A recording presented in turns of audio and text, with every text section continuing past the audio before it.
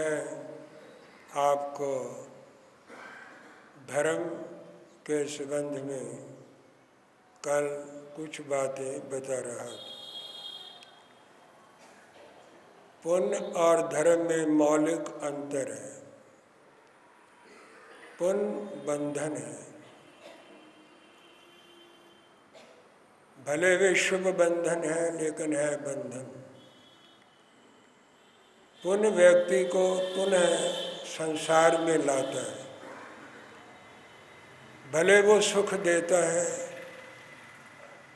लेकिन सुख भी भौतिक संसार में ही उपलब्ध होता है। धर्म बंधन को खोलता है और संसार के आवागमन से निकालता है और उसे मोक्ष तक ले जाता है। इसलिए धर्म पुण्य से बहुत ऊंचा है, बहुत ऊपर है। लोग पुण्य करना तो जानते हैं थोड़ा बहुत, लेकिन धर्म करना बहुत कठिन है। जो लोग धर्म के नाम पर धर्म करते हैं, वस्तुतः वो भी धर्म नहीं करते, वो अधिक पुण्य ही करते हैं। ये बात समझने योग्य है और समझनी चाहिए। एक व्यक्ति दान देता है, वे कहता है मैं दूसरे का सहयोग करता हूँ, हेल्प देता हूँ, मदद करता हूँ, और उसके परिवार का पालन पोषण करने में मैं सहयोग दे रहा हूँ। इस भावना में अहंग है, अहंकार है और फल की इच्छा भी है। सम्मान और सत्कार पाने की भावना भी रहती है। उपकार में भी व्यक्ति को उपकृत करता है और एहसान करता है और ये चाहता है कि वो व्यक्ति हर वक्त उसका गुणानुवाद करता रहे, तारीफ करता रहे, प्रशंसा करता रहे। किसने टाइम पर मेरे साथ अच्छा व्यवहार किया और उपकार किया। ये पुण्य है लेकिन धर्म नहीं है। इसी चीज़ को धर्म बनाने के लिए भावना को बदलने की जरूरत है। अगर व्यक्ति दान देता है, ये समझे मेरे पास परिग्रह था और जो धन मैंने कमाया कोई न्याय से नहीं कमाया, अन्याय से अर्जित किया, तो कुछ पाप भी हुआ।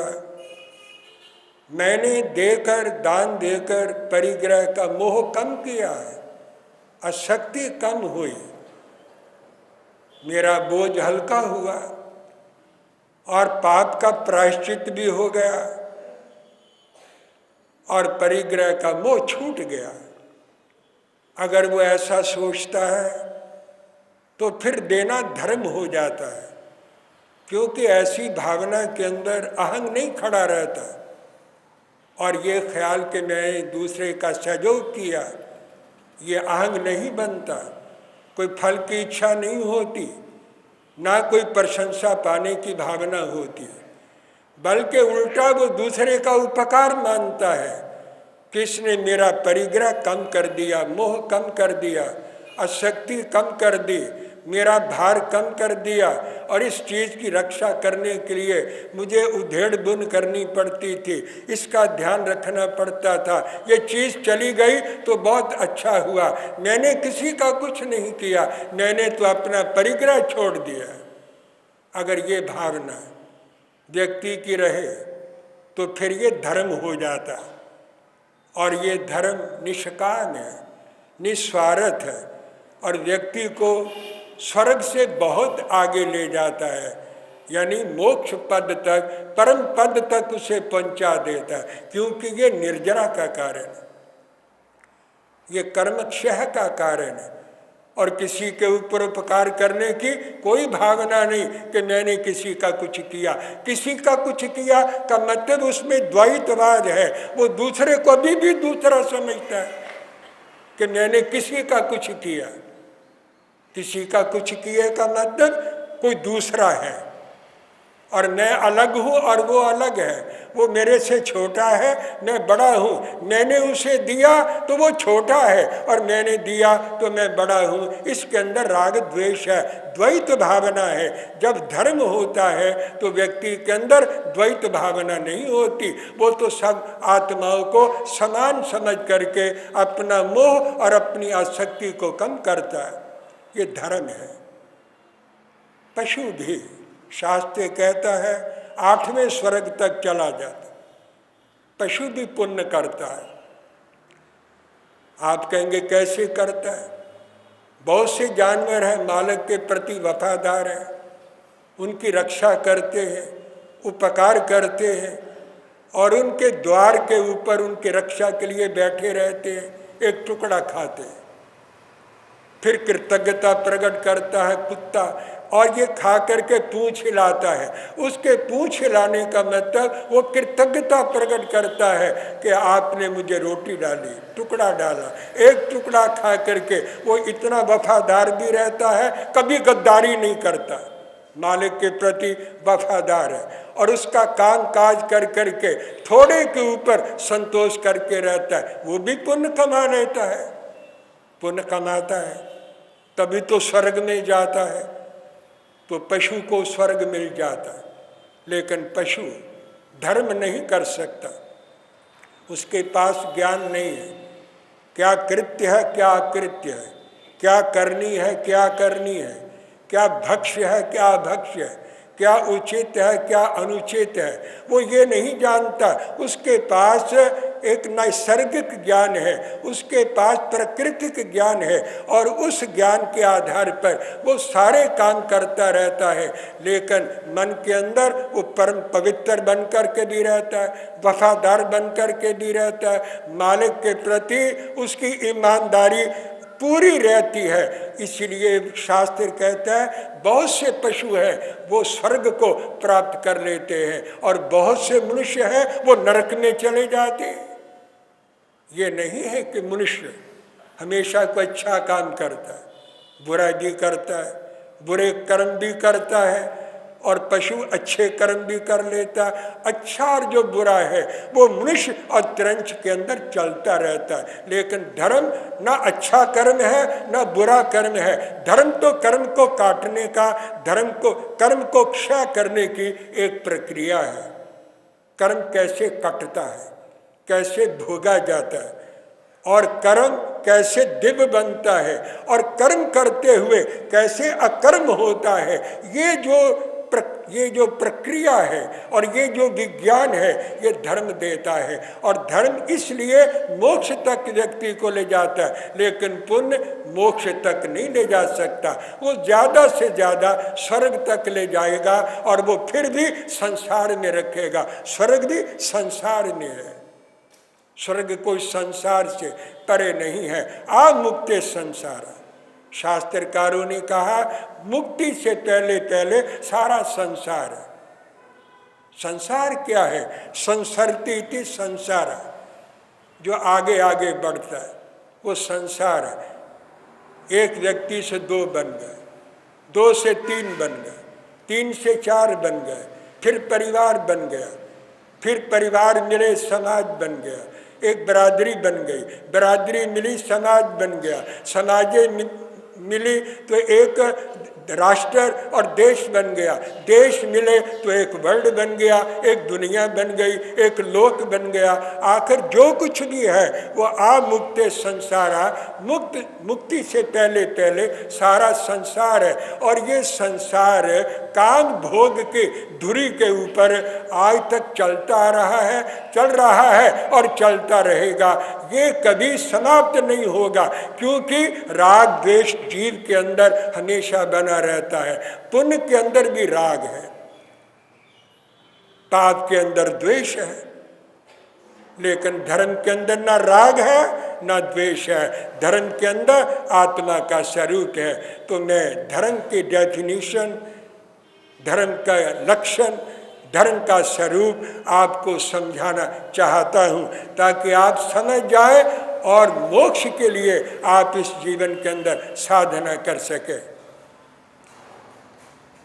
आहार निद्रा भय मैथुनंच समानम ये तत् पशु भी नराण धर्मो ही तेषां अधिको विशेषा धर्मे नहीं ना पशु भी समाना।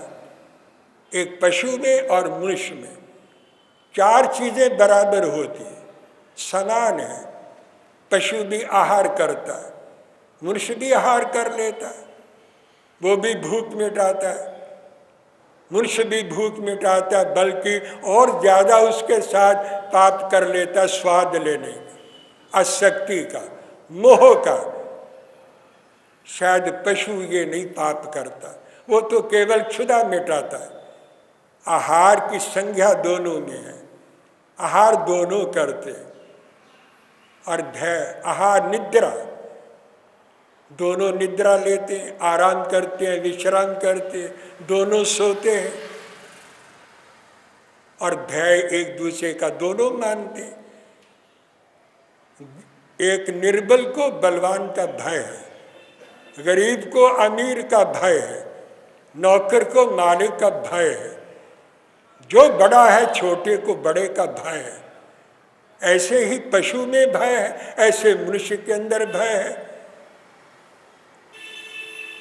हार निद्रा भय मैथुनंच संभोग, ये मनुष्य के अंदर भी है, पशु के अंदर भी है।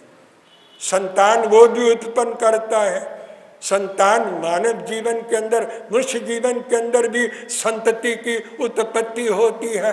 काम भोग दोनों के अंदर पाया जाता है। विशेषता क्या है? चारों ये चीजें तो दोनों की बराबर है। तो शास्त्र ने कहा धर्मो ही तेषां अधिको विशेषा। अगर कोई लाइन ऑफ डिमार्केशन है, अगर कोई विभेद रेखा है, पशु को मनुष्य से और मनुष्य को पशु से अलग करती है, तो वो धर्मो ही तेषां अधिको विशेषा। धर्म एक ऐसी रेखा है, धर्म एक ऐसी मर्यादा है, धर्म एक ऐसा विज्ञान है जो कि मनुष्य को पशु से अलग करता है। पशु के अंदर पुण्य तो है, लेकिन पशु के अंदर धर्म नहीं है, उसमें धर्म का ज्ञान नहीं है, श्रद्धान भी नहीं है। देव गुरु धर्म के स्वरूप को वो पशु नहीं जानता। साधु जा रहा है, उसे भी सींग मार देगा, उसको पता ये कोई महात्मा है, ये कोई साधु सन्यासी जा रहा है, वो अपने स्वभाव से उसे भी सींग लगा देगा। उसे पता है किसको रास्ता देना है, मार्ग देना है। ये आ रहा है, मैं खड़ा हो जाऊं। पशु को ये भी ज्ञान नहीं है। देव और गुरु और धर्म के स्वरूप को पशु नहीं जानता, मानव जानता है, और यही उसकी विशेषता है। अगर ये धर्म नहीं है तो फिर दोनों के अंदर कोई अंतर नहीं है। आहार निद्रा भय मैथुन, ये तो मनुष्य में भी है, पशु में भी पाया जाता है। विशेषता क्या है? केवल धर्म एक विशेषता है। तो धर्म को जानना इसलिए जरूरी है कि ये हमारा विशिष्ट गुण है। लेकिन लोग धर्म के स्वरूप को भी नहीं जानते, संप्रदायों को जानते हैं, धर्म को नहीं जानते। ये नहीं मैं कहता नहीं जानते, बहुत कम लोग जानते हैं, और जो जानते हैं वो करते भी कम है। जानना कोई करना नहीं है, जानने के बाद करना बड़ा मुश्किल होता है। जानना तो बुद्धि का फंक्शन है, ये तो मेधा का फंक्शन है, जान लिया। लेकिन करना जो है वो त्याग है, वो त्याग में आता है। जब त्याग किया जाता है तब व्यक्ति उसके अंदर कोई उसको एप्लीकेशन देता है और उसको प्रयोग में और व्यवहार में लाता है। जब वो त्याग करता है, जानना आसान है लेकिन करना इसलिए मुश्किल है कि उसके लिए त्याग करना पड़ता है। त्याग करने के लिए वासना छोड़नी पड़ती है, कामना छोड़नी पड़ती है, अपने काम भोग के ऊपर विजय प्राप्त करनी पड़ती है, अपने सुखों को छोड़ना पड़ता है, तब जाकर के व्यक्ति धर्म के मार्ग में आता है और धर्म के अंदर प्रवेश करता है। इसलिए लोग धर्म के स्वरूप को जान करके भी धर्म बहुत कम करते हैं। हाँ, संप्रदायों के साथ जुड़े रहते।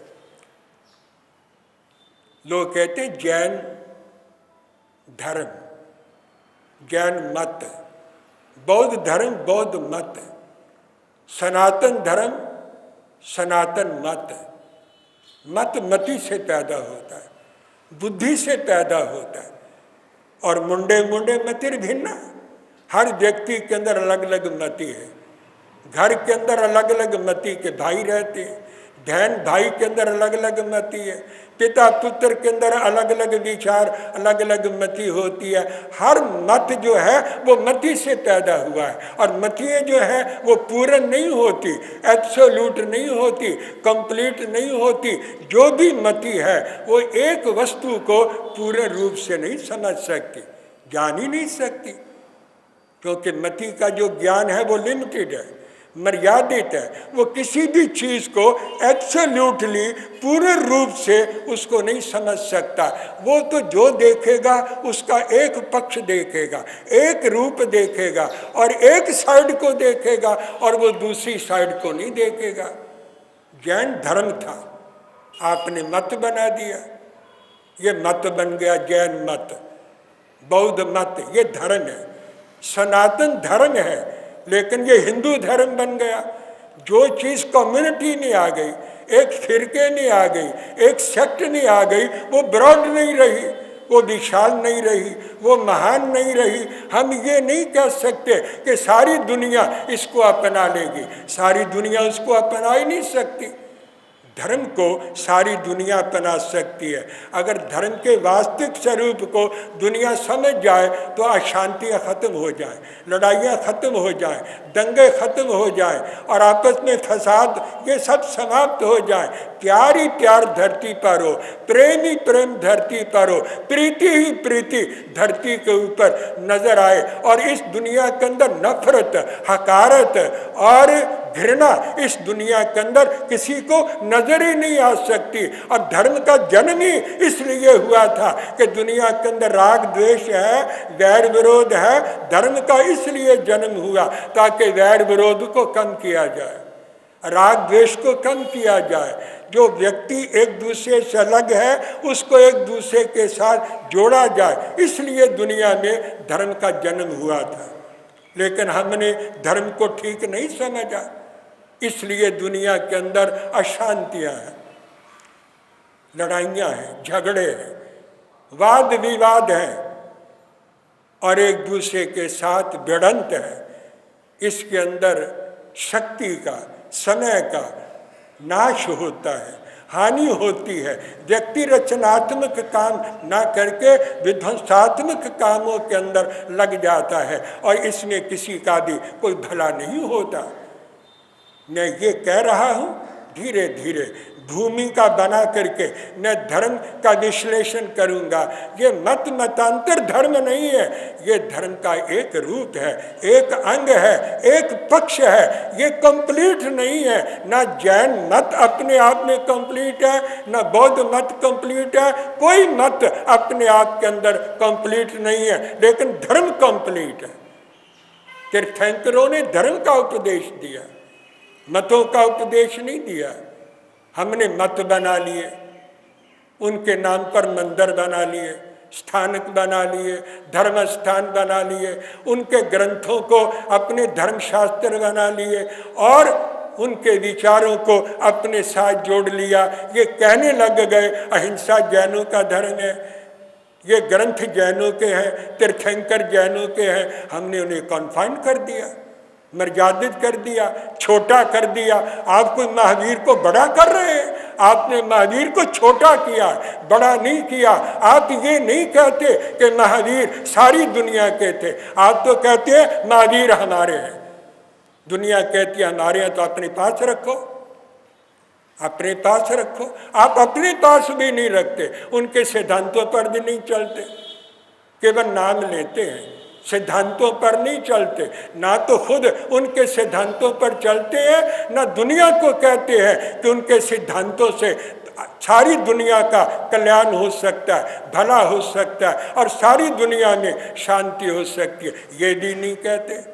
हमने धर्म को सीमित कर दिया, शास्त्रों को सीमित कर दिया, अपने आप को सीमित कर दिया और अपने तीर्थंकरों को भी हमने सीमित कर दिया और उनके लिए भी एक घेरा बना दिया और उस घेरे के अंदर आबद्ध कर दिया। लेकिन धर्म ऐसा नहीं है, धर्म ब्रॉड है, धर्म विशाल है, धर्म महान है।